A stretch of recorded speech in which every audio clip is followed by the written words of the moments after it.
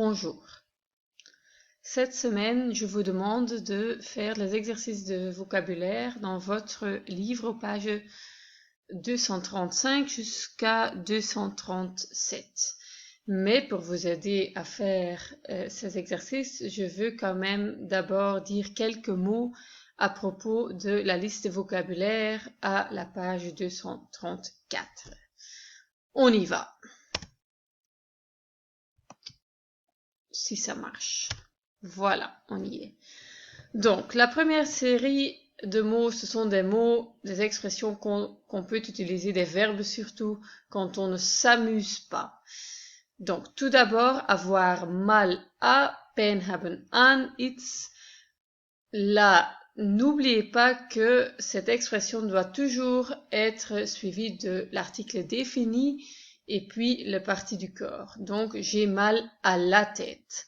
Mon père a mal au dos. Donc, vous savez que à le, ça donne au. Donc, à le dos, on ne dit pas, on dit au dos. Mon père a mal au dos. Et puis, pour le pluriel, ça donne au avec X.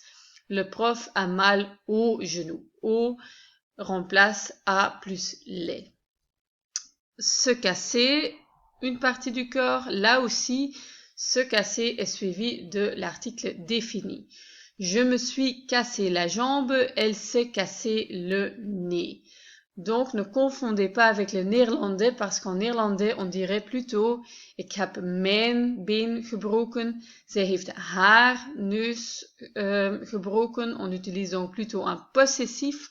On ne le fait pas en français. Là, on utilise l'article défini. En plus, cette expression est un peu une exception parce que vous savez qu'avec les verbes pronominaux comme se casser, on utilise l'auxiliaire être. C'est le cas, on utilise toujours être. Je me suis cassé, elle s'est cassée. On utilise être, mais on ne fait pas l'accord du participe passé. La raison pour laquelle on ne le fait pas, c'est que le COD ici, dans ce genre de phrase, c'est la jambe, le nez, le COD suit donc. En fait, ce me, je me suis cassé, la jambe, elle s'est cassée, le nez n'est pas le COD ici, c'est plutôt un COI. Et alors, on ne fait pas l'accord du participe passé. Il faut pas savoir expliquer cela, il faut juste savoir qu'avec le se casser, il faut pas faire l'accord du participe passé. C'est une exception. Pour se disputer, s'ennuyer et tomber malade. Se disputer, s'ennuyer, ce sont des verbes pronominaux aussi. On utilise donc être. Tomber, malade, tomber fait partie de la maison d'être. Donc là, on utilise aussi l'auxiliaire être et on fait l'accord du participe passé aussi. Ces verbes sont tout à fait réguliers.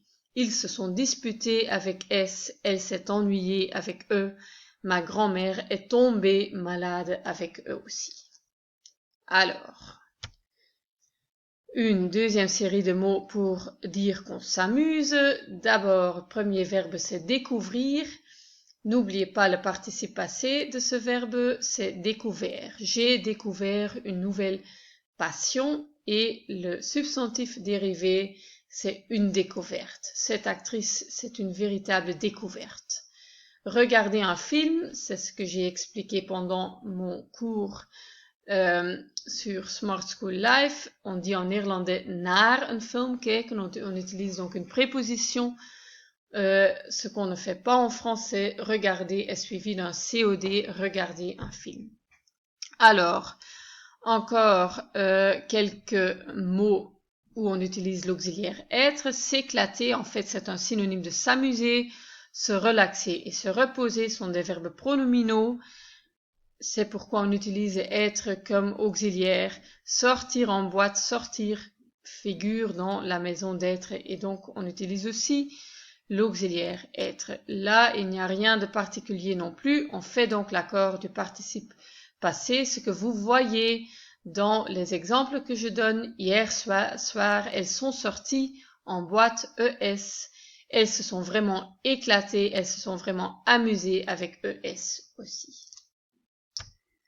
Puis quelques mots pour dire qu'on organise quelque chose, qu'on invite quelqu'un, Commander, c'est un mot qu'on a déjà vu. On a aussi déjà vu le substantif dérivé, une commande, une bestelling.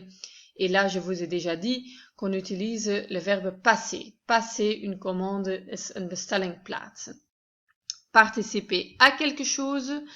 Ils ont participé à ce concours.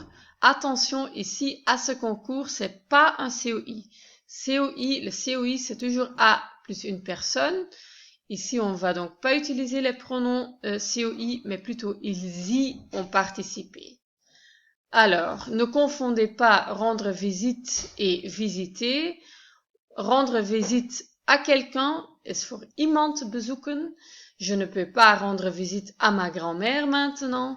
Visiter, c'est pour quelque chose. Iets bezoeken. Je ne peux pas non plus visiter un musée.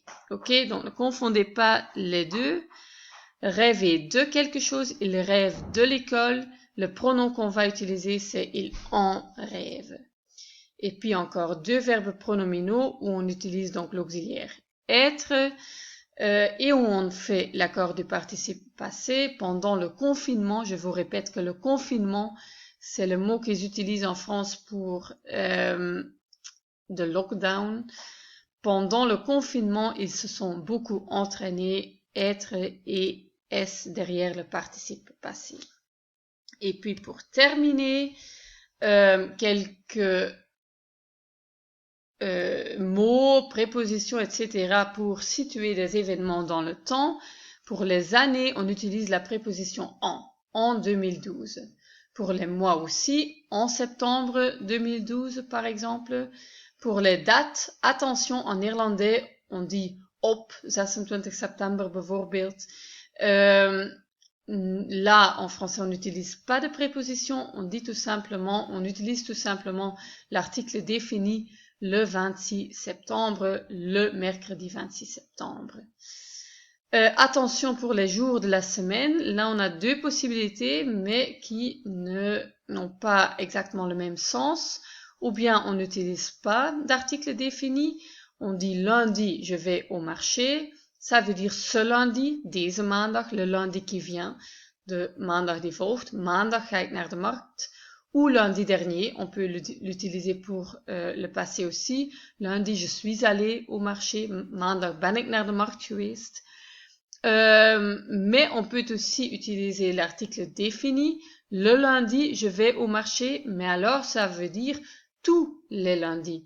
De maandag ga ik naar de markt. Dat wil zeggen, elke maandag ga ik naar de markt. Vorige maand, vorige week. Deux fois le même mot en néerlandais, mais pour vorige maand, en français on dit plutôt le mois dernier. Pour vorige week, on dit plutôt la semaine passée. On est presque là, geleden, je crois qu'on vous a déjà dit cela, mais c'est quand même une erreur courante. Bijvoorbeeld 3 weken geleden, en français on utilise l'expression il y a, et puis suivi de l'indication de temps. Il y a 3 semaines, par exemple. Et puis les mots pour traduire eergisteren, gisteren, morgen en overmorgen, c'est avant-hier, hier, demain et après-demain. Alors, je vous souhaite bonne chance avec les exercices. N'hésitez pas à me contacter s'il y a des problèmes.